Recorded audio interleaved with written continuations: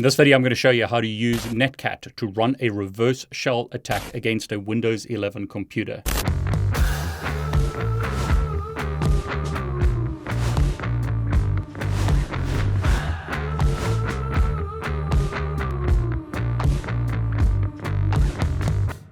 Now, before we continue, if you enjoy these types of ethical hacking videos, consider subscribing to my YouTube channel. I upload a whole bunch of ethical hacking content to my YouTube channel. Please like this video if you enjoy it and click on the bell to get notifications. Okay, without further ado, let me show you how to set this up so that you can run a reverse shell on a Windows 11 computer and connect to a server on the internet and control that Windows 11 computer from a server on the internet. What I'm showing you here is for educational purposes only. Do not use what I'm showing you here to attack other devices that you don't own or have permission to attack. Only use the information here to attack devices that you own or devices that you have permission to attack. In this example, I've got Windows 11 connected to my screen, as well as a Mac M1 Mini. This is a virtual machine hosted by Linode. It has a public IP address of that. I am SSHing to that server. So in my example, I've got a Windows 11 computer connected via Wi-Fi to my home router. Home routers or enterprise routers typically run firewalls and will typically not allow connections from the outside. In other words, they will not allow a NETCAT attacking device to access an internal machine or internal computer on your home network. So what we want to do here is bypass that. Firewalls will typically allow connections from the inside of your network to the outside. In other words, they'll allow connections from your home network to the internet, but will not allow connections from the internet to your home network unless they initiated or started by the inside device, in this case, Windows 11. So what I'm going to do is run NETCAT on an internet server hosted in the cloud. Once again, this is on a Linode, who I want to thank for sponsoring this video. You can get a $100 credit using the link below or using the code David Bombal. Hosts such as the one I'm using don't cost very much. In this example, I'm using Ubuntu 20.04 LTS and I'm running the device in the UK, but you could host the device around the world. I don't need a lot of CPU power and a lot of RAM. So to create a host like this, I'm going to use a 1 gig host, costs $5 a month. And once again, you can get a $100 credit. So you can basically run a device such as this for free. So I'll just create another device here, such as Ubuntu 2, and click create. And that host is created. And I'll be able to access it remotely as soon as it's provisioned. But in my example, I've already got a host configured and running called the NETCAT attack VM.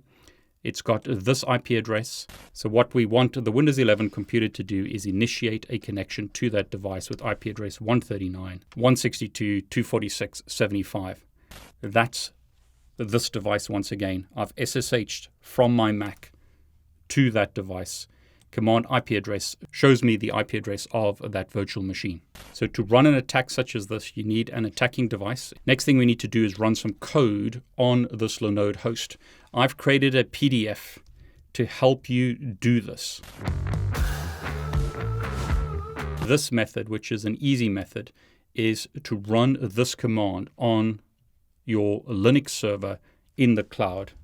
So what I'll do is paste that command onto the Linode host. I'm using a port number here of 81. You may want to use another port number. Generally, well-known ports are below 1024. So you probably want to use a port number in that range because that will be permitted by firewalls. Don't worry too much about these commands. Basically, what we're doing here is setting up a NETCAT to listen on port 81. Step 1, we've got a host. We've done that. Step 2, we're running NETCAT on the host.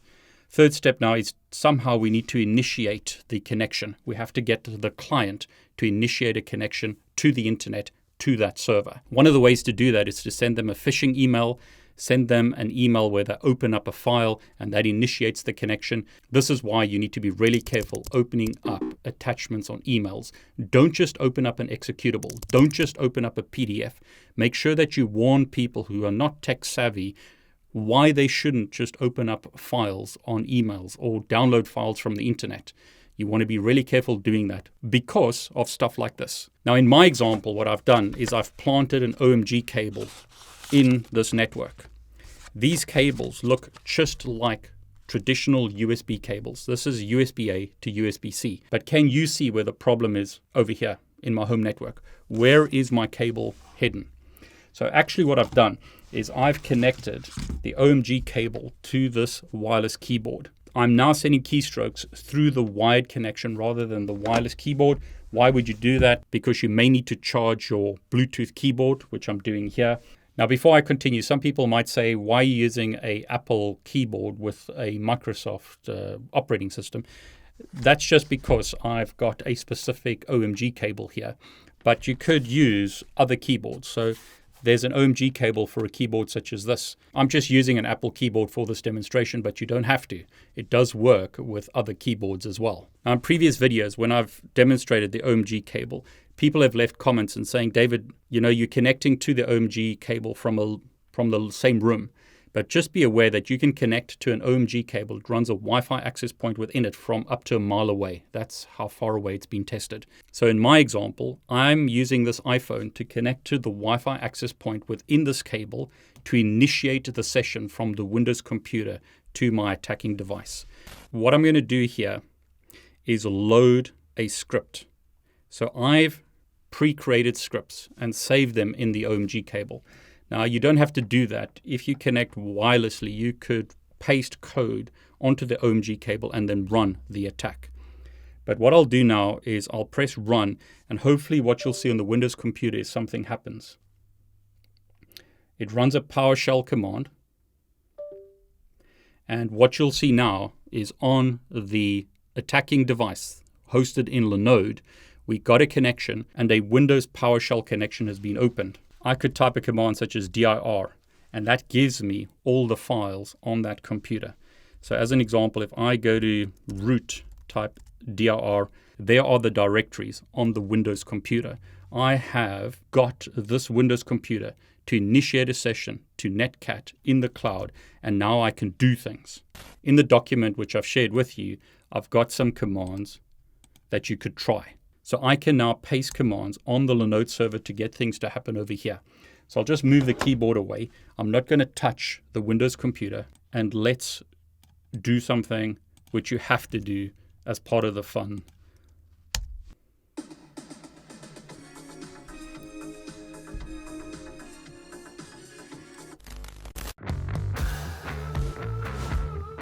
In this example, what I'm going to do is start NETCAT on the server using port 81. You could use a different port if you wanted to.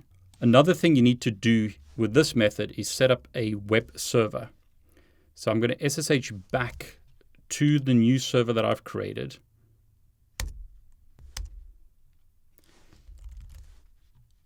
And what I'll do is start a little Python web server on port 80. So I need to run two steps basically on the server. I have to run a web server and I have to start NETCAT. So basically, going back to our topology, I've done two steps on the Linode server. Set up a web server and I've started NETCAT. Now I need to do something on the client and I need to get it to initiate the connection to the server. Now, one of the great things about Windows 11 is the antivirus has got a lot better. So real-time protection has got a lot better. In my tests, I found that if you don't disable real-time protection, this reverse shell is blocked. So to stop or mitigate this kind of nonsense, one of the things that you're going to make sure that you don't turn off is real-time protection. Real-time protection blocks the reverse shell. So it's great that Microsoft real-time protection has got this good, that it blocks reverse shells. I've had to manually disable that. And then what we need to do is run the script. Now in this example, the client or victim is going to connect to the attacking server and run the script. So it's going to connect to the web server and run the script. So we need to have this script on the attacking server, and you need to change this domain name to the correct domain name. So in this example, shell the boss LLL needs to be changed to the IP address of the attacking server. I'm using a different server in this example. So the IP address of this server is this. So when I create the script And the script I'm going to create is called payload.ps1. So payload.ps1. I need to edit this IP address or domain name to the correct IP address of the server. This method allows you to use a domain name. In my example, I have got the domain name shell.thebosslol resolving to this IP address. But now that I'm creating a new server, I need to edit the script to point to the new server. So as an example, if I do an NS lookup for shell.theboss.lol, that resolves to this IP address of my first Linode attacking device, the one that I've previously demonstrated. But now that I'm using this IP address, I need to change my script to use that new IP address. And I need to specify the right port, which in this example will be 81. So that's fine. So I'll save the script. So we need to do three things on the NETCAT or attacking server for this example. We need to have a web server, we need to run NETCAT, and we need to have a script that's going to be run by the client. So I've got NETCAT running. I've got my script here. So if I cat to look at the script, there it is. Script is running. So I need to run my web server now, and I need to specify the port, which in this example is going to be port 80. So last step now is to run the malicious code on the client. And the code we need to run is this. Notice once again, it's pointing to the boss LOL. So I'm going to have to change that to point to the correct server name.